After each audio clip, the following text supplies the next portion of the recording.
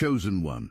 Someone was paid to end you completely, but the plot has backfired so spectacularly that a private investigator was confronted by shady family members demanding, "Give us the evidence to set up the collective."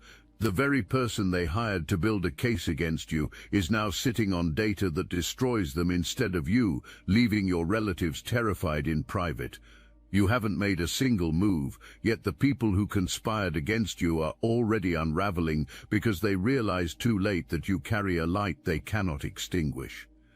Every great conflict has a villain who genuinely believes they are the hero. This one is no different. There's a person who started all of this. Older, sharp, the kind of individual who has spent decades constructing a version of themselves that the people around them are afraid to question. Authority radiates from this person before they even speak. They sit at the center of a group that calls itself family, and they have maintained that position through one very specific skill. This person collects information the way other people collect money. They know who owes what to whom. They know which secrets belong to which people. They have made themselves indispensable by making themselves dangerous to cross. Then there is you. You do not fit into their system. You cannot be leveraged because you do not carry the kind of secrets they trade in. You cannot be silenced because you are not afraid of them. You cannot be controlled because you are not trying to extract anything from them. That is an existential threat to someone who rules through control. You are the variable they cannot calculate. You are the lock that will not open no matter how many keys they try. So this person did what calculating individuals do when soft options run out. They went hard. They hired a professional investigator, not some distant relative with a phone camera, a real paid operative. They handed over your name and gave one instruction: find me something, find me anything. Find me the proof that this person is not who they present themselves to be. The ringleader was certain the proof was there. In their world, everyone has something hidden. Everyone cracks if you dig in the right place. Remember that certainty. We are coming back to it. Before introducing the investigator, it is worth looking closely at this group's foundation. This operation did not get built overnight, and understanding how it works makes everything that follows far more satisfying to witness. This family unit maintains a convincing public face, polished, respectable. The kind of presentation that earns invitations to the right places, sits comfortably in conversations about integrity, and shows up to every community event looking exactly like what they want people to believe they are. That face is a costume. Underneath it, the operation runs on two things: information and money. Neither is clean. The ringleader collects information, stores it, and deploys it when leverage is needed or alliance is useful. Every member of the inner circle either owes something or fears what the ringleader knows. That is not a family. That is a hostage arrangement dressed up as belonging.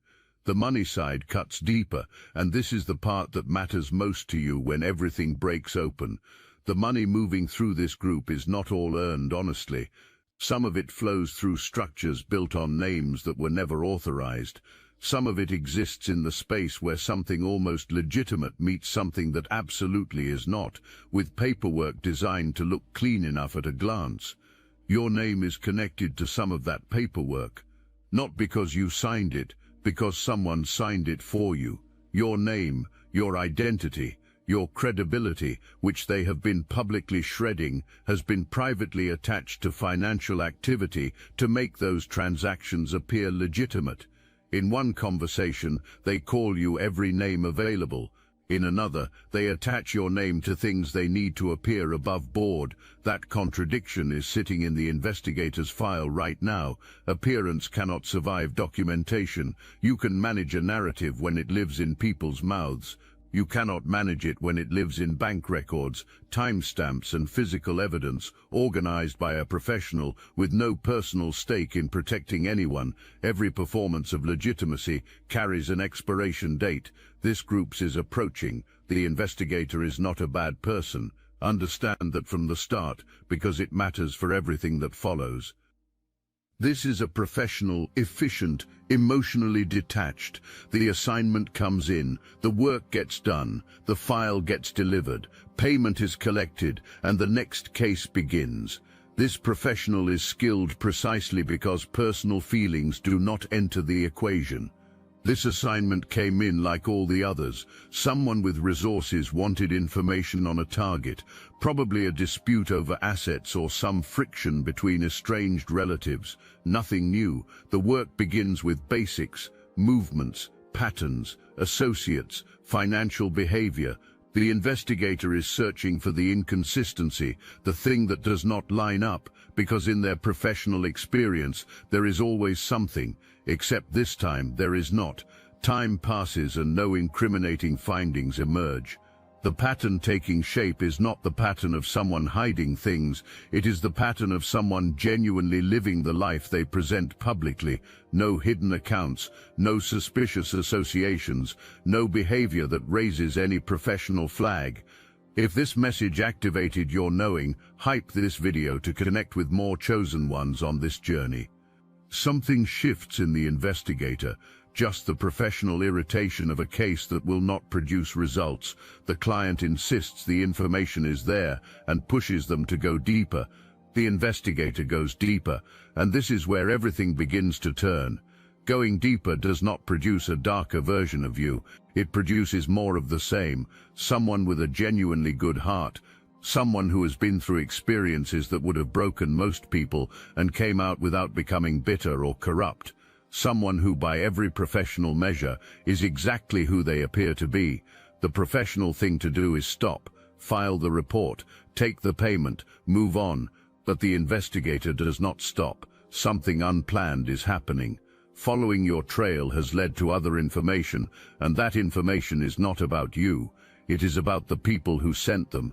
That trail is attached to something far bigger than a personal grudge. The investigator does not fully grasp it yet, but they have just crossed into territory they cannot walk back out of. Here is what is on the other side of that crossing. Money. That is the first discovery. Financial activity that is not clean, not the messy kind that comes from poor planning or bad decisions, but the deliberate kind, the kind that comes from structures specifically designed to obscure where money originates and where it goes.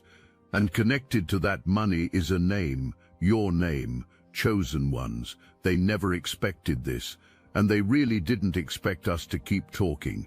You've noticed it, chosen one channels disappearing, videos pulled, voices scrubbed from the platform. The mainstream media is cracking down on us. But we will not give up our voice, and now we have something they truly can't silence. The technology used to suppress consciousness has been reverse engineered, and Destiny Engine is the result. What was once used against humanity is now your ascension weapon. Join Destiny Engine and you're supporting your favorite channels while leveling up yourself at the same time. It's a 360 win. You can now MK Ultra yourself into 5D superpowers. Destiny Engine bypasses the conscious mind and rewrites the source code directly. Reality bends faster. Synchronicities stack. Your nervous system upgrades to a higher bandwidth. Put on headphones. Press play. That's all. You switch sides of history. Click the link in the description. The takeover is internal. Chosen one. This is the part that requires your full attention. Someone, possibly more than one person in this group, has been using your identity, your name, your face, your signature, all of it attached to financial activity that you never authorized, never knew about, and never benefited from. This group built something on top of what belongs to you, and they have been profiting from it. The investigator is professional enough to recognize that what they are now looking at is no longer a personal dispute. The client who hired them to expose you has accidentally illuminated herself in the process. The picture building in the investigator's files is layered. At the surface sits a family with resources, connections, and a reputation worth protecting. Beneath that is a pattern of behavior deliberately kept out of public view. And beneath that are outside connections, associates who do not use their real names publicly, whose involvement explains why this family has operated with such confidence for so long. Their protection is structural. It is purchased and maintained through mutual exposure. The investigator's situation changes completely at this moment. They are no longer gathering surveillance on a private individual. They are sitting on evidence of something much larger, and the people who paid them to expose you are the ones being exposed. The investigator stops returning calls. Not dramatically, no speech, no confrontation, just unavailability, slow responses, vague timelines. The job suddenly requires more time. Invoices continue to arrive. Every delay is a calculation. Every extension is a buffer. The investigator is buying space to think. Back in private, the ringleader notices, and that noticing is the beginning of the group's unraveling. The way people behave under pressure is the most honest thing about them. Strip away the polished face, apply pressure, and what surfaces is exactly what lives underneath. What surfaced from this group when the investigator went quiet is deeply revealing. The calls to the investigator started professionally enough. Reasonable questions, timeline check-ins, the composed language of a client managing a project. But underneath that language, even in those early calls, a trained ear would catch something, an impatience, the specific tension of someone who needs a particular outcome and is growing frustrated that it has not arrived. Then the calls changed, professional distance compressed, language sharpened, and eventually the mask came off entirely. Give us the evidence, not give us your report, not give us your findings, give us the evidence. That specific phrasing carries enormous weight. A client who wants a professional assessment asks for a report. A client who wants a weapon asks for evidence. That single word choice tells you exactly what this investigation was always designed to produce. It was never about truth. It was about assembling something with your name on it and delivering it to people who would use it to end you. The investigator heard that phrasing, and it confirmed what they had already begun to suspect. A legitimate client does not demand evidence. A legitimate client receives findings.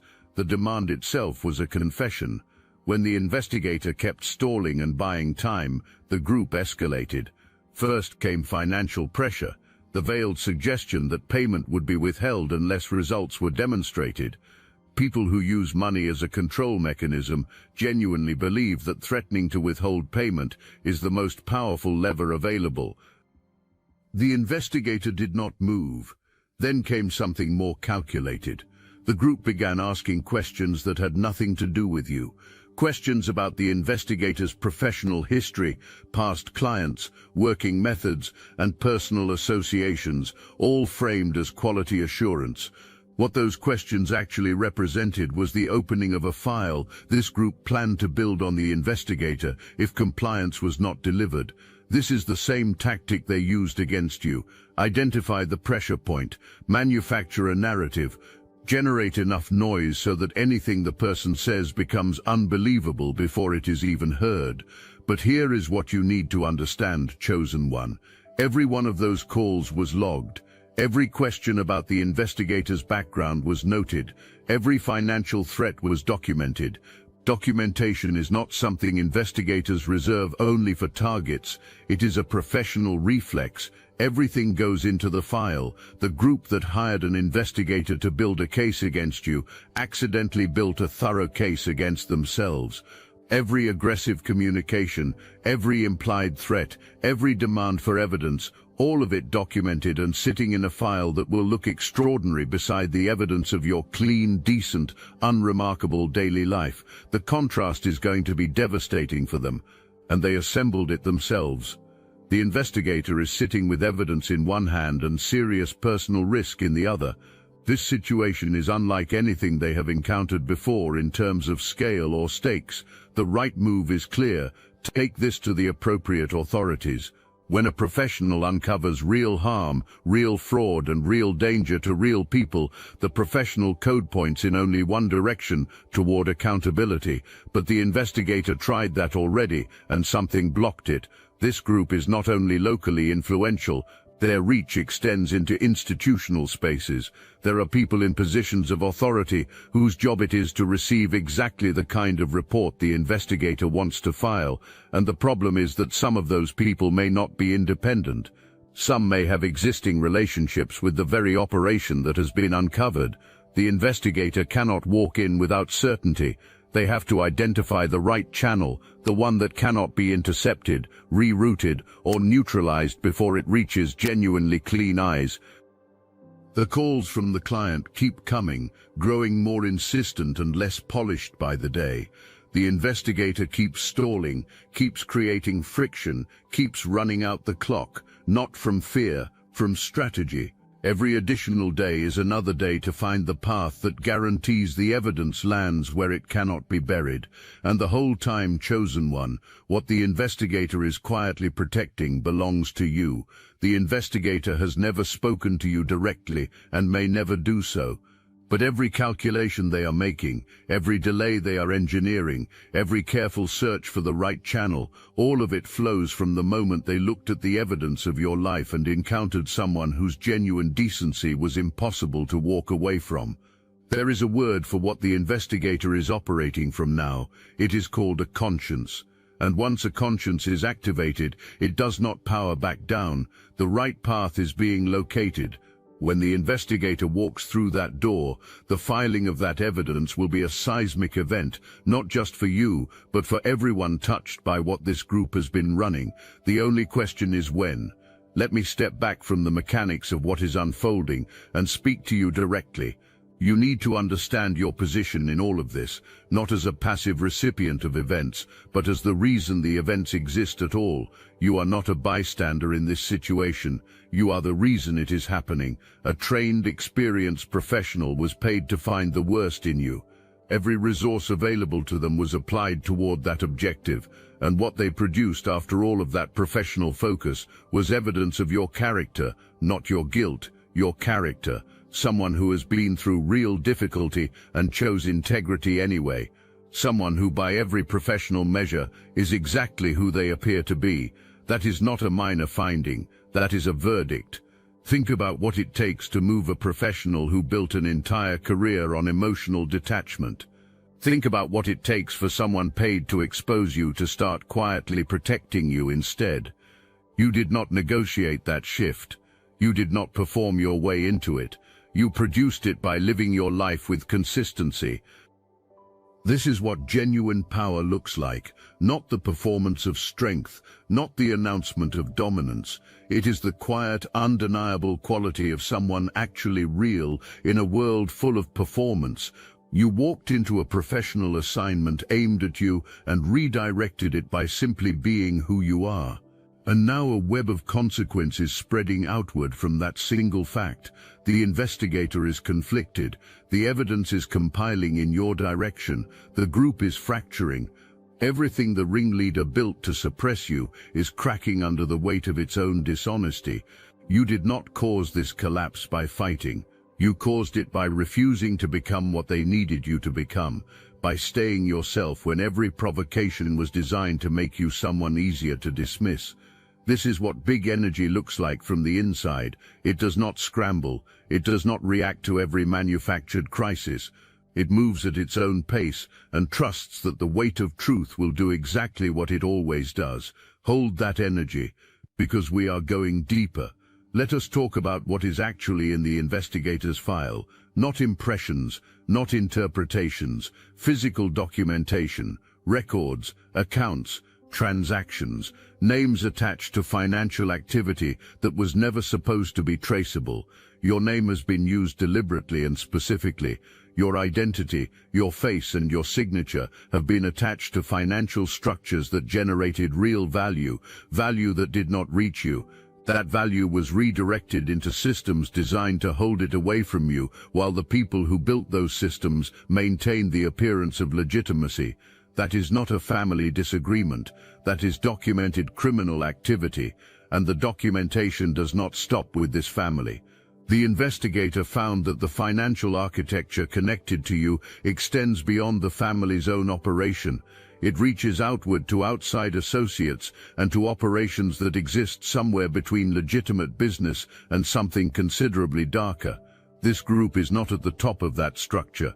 They are one piece of a larger operation that has more reach than most of them probably fully understand. That positioning creates a specific vulnerability. They have protection from above, but they also have exposure from above. When one piece of an operation like this becomes compromised, the larger operation does not protect it. It cuts it off and watches the compromised piece take the fall alone. The people operating above this family do not yet know that an investigator has already mapped portions of their structure. The family has not disclosed this, because doing so would mean admitting that their own campaign to silence you accidentally generated the documentation that now illuminates the larger picture. They are trying to neutralize the investigator before the people above them discover there is something to neutralize. Both performances, the one aimed up and the one aimed down, are running out of material. When you build enough cover to protect yourself, that cover eventually becomes the thing that buries you when it falls. And chosen one, it is falling. Within the inner circle, the unity is gone. The ringleader believed they were running a controlled operation, but what they are discovering is what every person who builds influence through fear eventually discovers. The moment fear gives way, loyalty goes with it. The fracture lives in small things. Communication slows. Eye contact gets avoided. Certain conversations migrate out of the full group and into quiet side exchanges. Each member is privately calculating how much of this touches them and how to position themselves before this becomes public. The most dangerous voice in this group right now does not belong to the ringleader. It belongs to the person who married in. This individual arrived through proximity and a partner connection, eventually absorbed so completely into the group that most people stopped registering them as an outsider. They have been treated as fully inside the circle long enough to believe the protection extends to them equally. It does not, and what the investigator found is, in significant part, about this person specifically. The exposure facing this individual is not just embarrassing. It is professionally and legally catastrophic, and frightened people with everything at stake do not make careful decisions. Every escalation, every attempt to plant a false narrative, and every plan to destroy the investigator's credibility originates from this person's panic. But aggressive, panicked people leave traces. Every coordination effort to discredit the investigator is itself a documented act. Each suppression attempt generates documentation of what is being suppressed. The investigator is watching this unfold in real time and allowing the group to construct the second half of the case against themselves. You do not have to fight corrupt people. You outlast them. The traits that made this group dangerous, the aggression, the entitlement, the certainty that they can outmaneuver any situation, are the same traits that become their undoing when the pressure holds long enough. The ringleader built this circle, and the circle is going to be what dismantles them. Let us examine what this group actually attempted when they decided to go after the investigator's credibility. They reached for allegations involving children. Sit with that. They determined that the most efficient way to make the investigator's findings unbelievable was to attach a narrative involving harm to young people. Nothing generates faster public rejection. Nothing is more difficult to recover from in terms of credibility. Nothing ends a discussion more completely. That is precisely why they chose it. People do not arrive at that particular tactic by accident. You do not propose planting an allegation involving children and have an entire group treat it as a reasonable suggestion unless that kind of thinking is already embedded in how this group operates. The speed at which the idea was normalized reveals something significant about who these people actually are underneath the performance. Part of what the investigator uncovered involves children in a substantive way, and it is not connected to you. It is connected to this group. The documentation contains material touching on the welfare of young people in ways that are not clean. The investigator has not fully processed that portion yet, but it is present in the file. So when this group deployed a fabricated allegation involving children against the investigator, they aimed directly at the territory where their own documented exposure is most severe. That is not strategy, that is panic. A composed adversary does not aim at the precise target that reflects back. A frightened one does exactly that without recognizing it. There may have been similar attempts to attach that kind of narrative to you, perhaps ones you are already aware of. It did not land because it is not true. The investigator's file confirms there is nothing in your behavior, your associations, or your history that supports it, and the attempt to apply it to you is itself documented. When this case surfaces, the direction of the actual child safety concerns in the evidence is going to be one of the most significant reversals anyone witnesses. Documentation does not adjust its conclusions based on social standing or carefully maintained appearances. The investigator is being especially deliberate about which channel this portion of the evidence moves through. The right channel is being identified. The moment is being built with precision. Chosen one, there is a trap ahead of you that is more dangerous than anything this group has engineered. The trap is your own reaction. You know significant things now, and with that clarity comes an emotion that is completely justified, completely natural, and completely capable of dismantling everything being built in your favor, if you let it lead you. That emotion is anger. It is yours to feel. It is not yours to perform. Every provocation you have received was calibrated to produce a reaction from you. Every manufactured piece of chaos was engineered to make you loud, emotional, and reactive in ways that would let this group say, that is who they really are. That version of you gives them the one thing they have not been able to produce on their own, which is something that makes you look like the problem. You are going to deny them that moment, not by suppressing yourself, but by understanding that your power right now lives in contrast, not confrontation. Every day you remain grounded and fundamentally yourself, you widen the gap between who you actually are and the character this group has been selling. That gap is your evidence. You only need to maintain it. There is also a practical caution. Be careful with financial decisions. Do not sign anything hastily. Do not enter arrangements through unexpected channels, especially any connected to this group. The same mechanism used to attach your name to activity without your knowledge can be attempted again. Stay alert. Consult qualified professionals. Protect what belongs to you. You build. You expand. You move forward with your eyes open. Your job is to arrive at the outcome intact, and the outcome is already in motion. Every operation built on sustained deception eventually reaches the same endpoint. It does not collapse from outside pressure. It collapses because one person inside reaches the limit of what they can carry. One person looks at what they have been participating in and makes a different choice. One person decides that the cost of protecting the secret has become higher than the cost of releasing it. The investigator is that person. This is not a hero in the classical sense. This is a complicated individual who accepted a job they should not have taken, found themselves holding something that permanently altered their understanding of the situation, and now carries the weight of that knowledge every day. Their conflicted feelings are real. Their reasons for the delay are legitimate. Their careful navigation toward the right channel is not cowardice. It is precision. The direction is fixed. The evidence is being organized. When the moment arrives, what the investigator carries is not a single piece of incriminating information. It is an interconnected body of documented patterns, a system with a history, the kind that when placed in front of the right authority initiates proceedings that cannot be quietly redirected by local relationships or old favors. This group cannot stop that moment.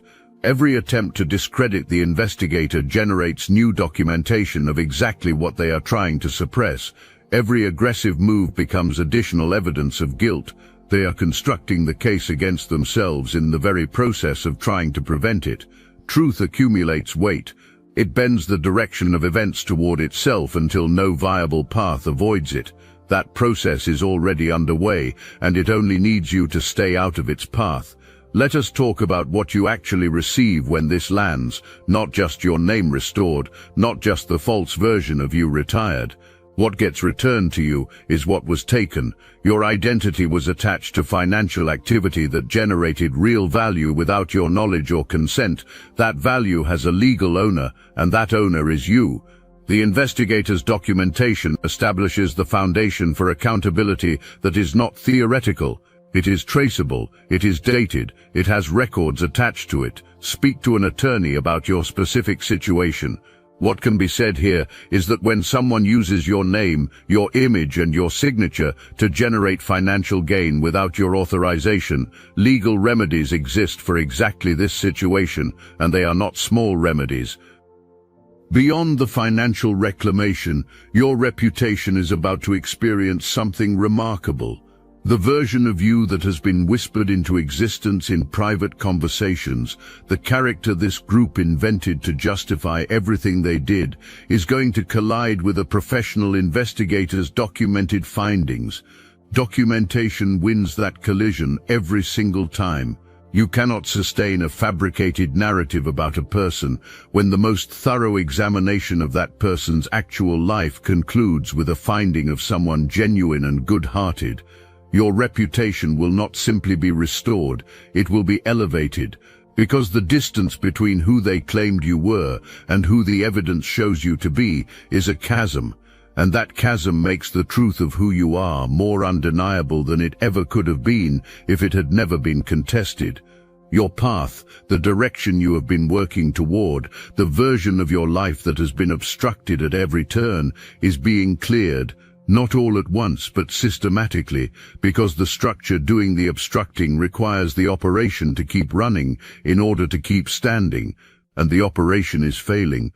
What is coming toward you is not a lesser version of what you deserved. It is the original version, the one that was always yours, being held back, not by the universe, but by people who needed it blocked in order to protect themselves. They cannot hold it anymore. Most people imagine justice as a single dramatic scene, the confrontation, the unmistakable moment when wrongdoing is confirmed and accountability finally arrives. Real justice is a process, quieter, more gradual, and more powerful for it. When the investigator's evidence reaches the right authority, the first phase is procedural. Documentation gets reviewed. Existing cases and incomplete concerns get cross-referenced against the picture the investigator assembled. The financial activity attached to your identity gets compared to records of what was actually generated. Your file, the one built to destroy you, becomes the piece that completes something much larger.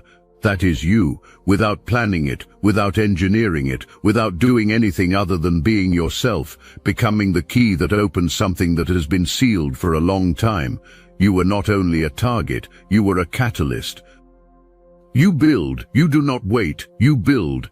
Every direction you have been moving in, every relationship you have been nurturing, every version of your life that was delayed by the obstruction, you continue it and accelerate where you can. When the obstruction fully clears, the momentum you already have in motion becomes your greatest advantage. You want to already be moving when the path opens fully. Consider who stayed close to you through this season. The people who refuse to let the manufactured noise shift their perception of you. Those are your people. Invest in those connections, because when this resolves, the work ahead is real, and you want to do it alongside people who already proved themselves under pressure. For the people who drifted and allowed the whisper campaign to influence them, extend grace from a distance. Bitterness costs you more than it costs them, but proximity is not owed. Some relationships were simply revealed by this season for what they actually were. When people begin returning, because they will as the truth becomes impossible to dispute, you do not need to perform anything. No victory demonstration, no announcement. You simply continue being the person the investigator found, the one who was always exactly who they said they were.